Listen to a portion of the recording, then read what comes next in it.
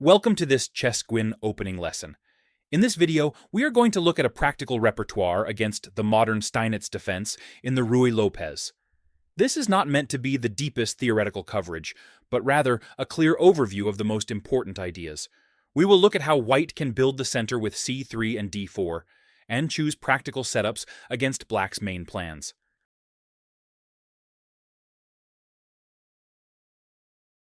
a6 is black's main move. It puts the question to the white bishop.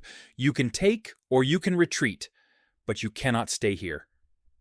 Taking on c6 is the exchange variation.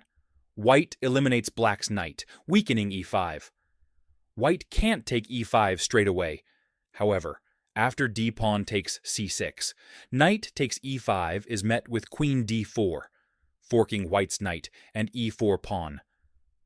Although playable, the exchange variation is not the main line. I recommend bishop a4, white's main continuation. d6 is the modern Steinitz variation. Much of the play and counterplay in the beginning of the Spanish opening revolves around white creating threats to play knight takes e5, black defending against them, and white finding new ways to reinvigorate the threat. By defending e5 with a pawn, d6 defuses the threat for good. d6 has the advantage of defending e5 and allowing black's queen's bishop to develop, but closes off the diagonal. Black opened for the king's bishop and transforms white's bishop's latent pressure on their knight into a pin. d4 on the face of it seems reasonable.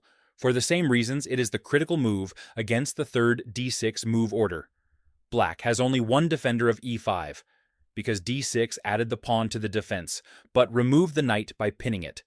So, white hopes to win it by playing d-pawn takes e5, d-pawn takes e5, knight takes e5. But white reckons without the intermezzo b5, and now the knight is unpinned and attacks the center. And white may have calculated that they win the pawn at the end of the line. But queen takes d4 stumbles into the Noah's Ark trap. White's bishop on b3 is low on squares. If black could catapult their pawn to c4, they would trap it. And white's queen on d4 now gives black a way to get their pawn to c4 with tempo. Threatens queen f7 mate. And now black can play c4 because the a8 rook is safe. c3 is an important move for white to include as it prepares d4 and also gives their bishop the c2 square to retreat to. The main line is bishop d7 to stop the pin on the knight. Let's check black's other approaches first.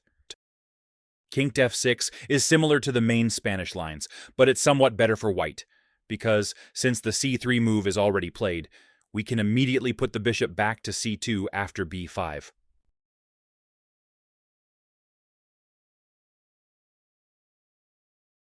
White's plan is to continue with the usual Spanish moves, h3, rook e1, knight f1, then g3, and a4. Black also can play the fianchetto setup. Let's continue with bishop g7 because we'll see the bishop d7 option later. In this move order, we have the opportunity to get a favorable endgame.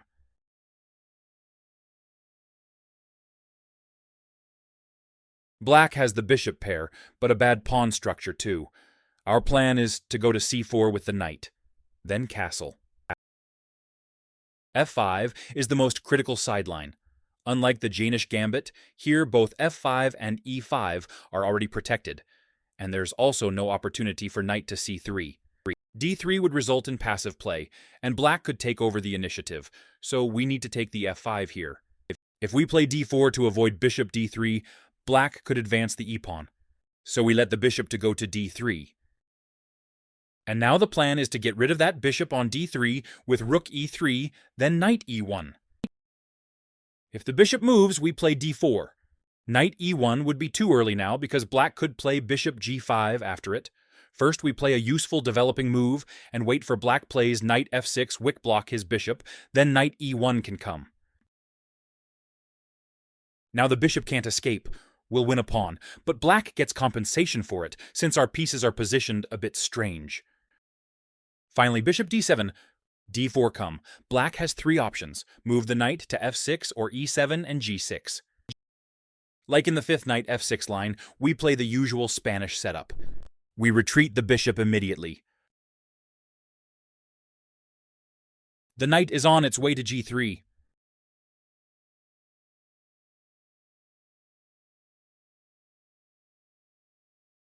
White is better in this Spanish-style position. He can continue with a4, b3, or bishop d2.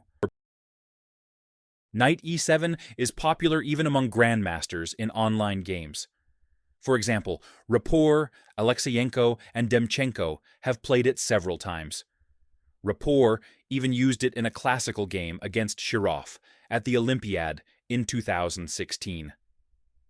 With precise play, however, White can achieve a nice advantage. We have some moves, but I like d5 the most. We want a King's Indian setup without Black's light-squared bishop. No need to rush the exchange.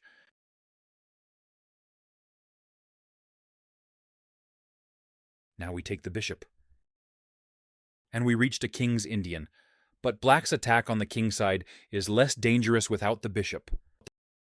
g6 is the main continuation. d5 is less stronger here, because the knight can go to e7. Black can decide again where to move with the knight. After e7, d5 can come again. There's again a chance to exchange the bishops, but now the c2 bishop might be even better, and then to start attacking on the queen side with a4, b4, c4. We can play d5 after knight f6 too, but my suggestion is normal Spanish moves first. Black can play solidly with rook e8, and similar again to a Spanish main line with the bishop on g7, or the more aggressive line with knight h5 and f5 plan. Black has to play queen e8 before f5 to protect the knight, after an f5e pawn takes f5g pawn takes f5 continuation. We want to activate the knight on c4 and increase the pressure on e5. There's no need to worry about b5, we'll simply retreat the knight and then attack with a4, while f5 could be risky for Black because the e-file will open up. And if rook e8 comes, it's worth choosing the King's Indian structure again, since the rook on e8 is worse for Black's f5 plan. Our plan is playing on the queen side, with pushing our pawns. You can find the full PGN material on ChessGuin.com. The link is in the description.